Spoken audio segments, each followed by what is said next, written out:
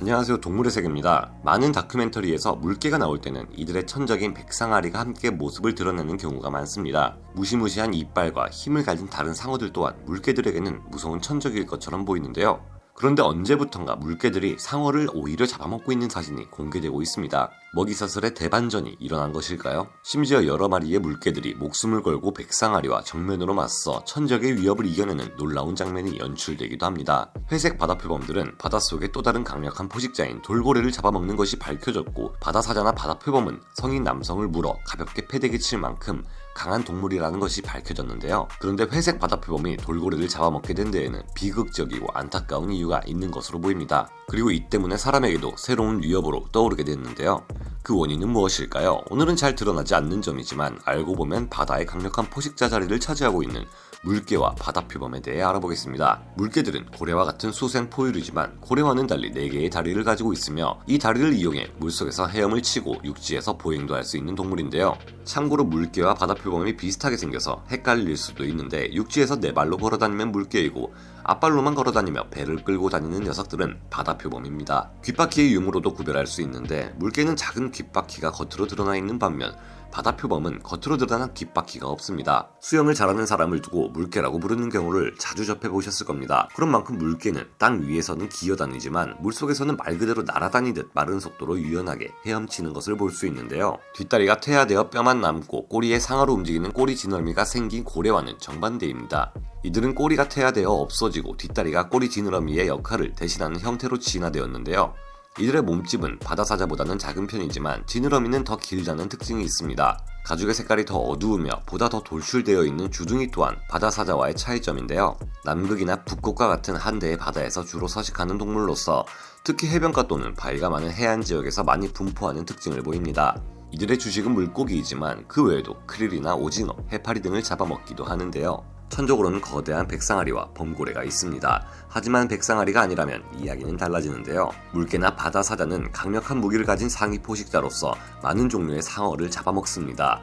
물개나 바다사자의 엄청난 식욕을 아는 일부 상어들은 미리 이들을 맞닥뜨리지 않기 위해 자리를 피한다고 하는데요. 그 증거로 한 남아프리카 물개가 자신과 비슷한 크기의 청세리 상어를 잡아먹는 장면이 포착되기도 했는데요. 청세리 상어는 드물게 최대 4m까지 자란다고 하지만 대부분 2m 이내의 크기와 날씬한 체형을 가진 상어입니다. 하지만 물개와 거의 비슷하거나 조금 더 큰 크기의 포식자인데다 가끔 사람을 해친 적도 있다고 기록되어 있는 청세리 상어를 어렵지 않게 사냥하는 부분에서 물개의 위력을 알 수 있는데요. 이 물개는 하루에만 4마리의 청세리 상어를 잡아먹었다고 알려져 놀라움을 주고 있습니다. 긴 꼬리를 마치 채찍처럼 휘둘러 물고기를 사냥하는 환도상어를 사냥하는 물개의 모습이 촬영된 적도 있는데요. 청세리 상어와 환도상어 모두 면도날처럼 날카로운 이빨과 연골, 어류특유의 유연함을 가지고 있으며 다른 상어들처럼 다른 동물의 생체 전류를 감지하는 로렌치니 팽대부를 가지고 있습니다. 무엇보다 이런 날씬한 상어들의 무기는 빠른 속도인데요. 물개는 이런 상어들을 제압하기 위해 능숙한 수영 실력과 방향 전환으로 이들을 쫓다가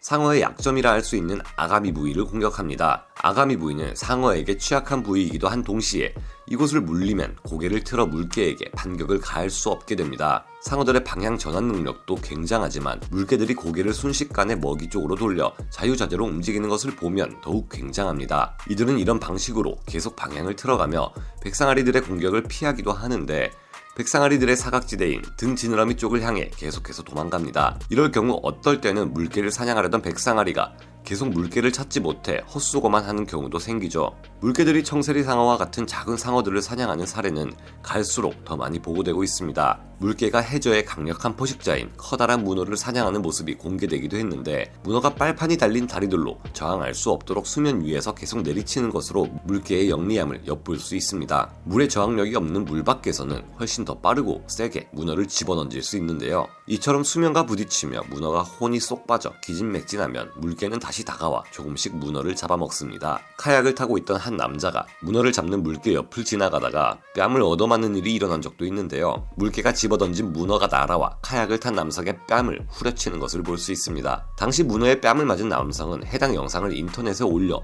SNS상에서 많은 주목을 받기도 했었죠. 물개나 바다표범들은 먹잇감의 저항을 줄이기 위해 이 같은 행동을 하기도 하지만 다른 이유 때문이기도 합니다. 이들은 식육목 포유류임에도 고기를 쉽게 분리할 수 있는 연육치가 없기 때문인데요. 이들은 연육치로 먹잇감을 잘라먹는 사자 같은 동물들과 달리 이빨로 먹잇감을 뜯어먹을 수 없기 때문에 악어처럼 먹이를 물고 거칠게 좌우로 흔들어 고기를 삼키기 좋은 크기로 분리해 거의 씹지 않고 삼키는 것이라고 합니다. 기각류 동물들이 보기와는 달리 강력한 면모를 보여주는 것은 이것뿐만이 아닙니다. 비슷한 기각류 동물인 바다표범은 돌고래를 잡아먹는다는 것이 밝혀지기도 했는데요. 이들이 원래 이런 동물이었던 것인지는 확실치 않으나 이들이 돌고래를 잡아먹게 된 데는 안타까운 사연이 있다는 추측이 돌고 있습니다. 2014년에 진행된 연구에 의하면 지난 10년 동안 네덜란드 해안에 떠밀려왔던 작은 돌고래들을 해친 범인이 누구인지에 대한 조사가 이뤄진 바 있습니다. 매년 네덜란드의 해변에는 크게 파손된 쥐돌고래 사체 수십 구가 밀려왔는데요. 연구에 의하면 범인은 통통한 얼굴에 큰 눈을 가진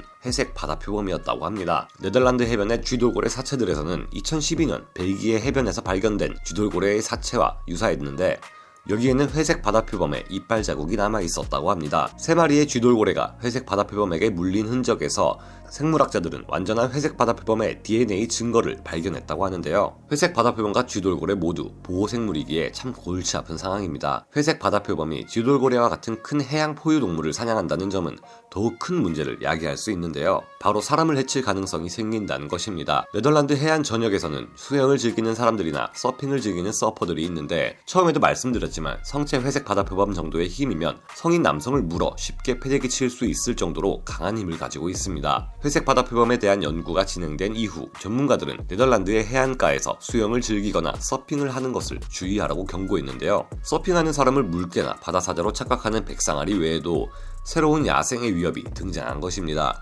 이것 또한 인간들로 인해 생겨난 재앙이라는 것을 보면 인간과 동물의 공존은 참 쉬운 것이 아니라는 생각이 들어 안타깝습니다. 이후 회색 바다표범이 인간을 공격했다는 소식이 딱히 들려오지는 않지만 이보다 큰 얼룩무늬 물범의 경우 우리나라의 극지연구소에서 위험성을 지적하기도 했고 실제로 인간을 공격한 사례도 간혹 있다는 소문이 들리곤 하는데요. 물론 얼룩무늬 물범 또한 인간과의 접촉이 적은 편이고 일부러 사람을 공격하기보다 위협을 받았을 경우 자신을 지키기 위한 행동의 가능성이 더 크기는 합니다. 회색 바다표범은 다른 종류의 동물이지만 충분히 쥐돌고래를 잡아먹을 정도로 사납고 강한 힘을 가지고 있는 강력한 포식자이니만큼 서로가 서로를 조심하는 것이 좋겠습니다. 회색 바다표범들이 그물을 찢고 기계를 망가뜨려 물고기가 안 잡힌다고 생각하는 사람들도 있어서 심각한 문제가 일어난 적도 있었죠. 사실 우리 인간이 과거에 이들의 모피와 지방 때문에 이들을 대량으로 사냥해 20세기 초에는 멸종 위기까지 몰아간 적도 있었는데요.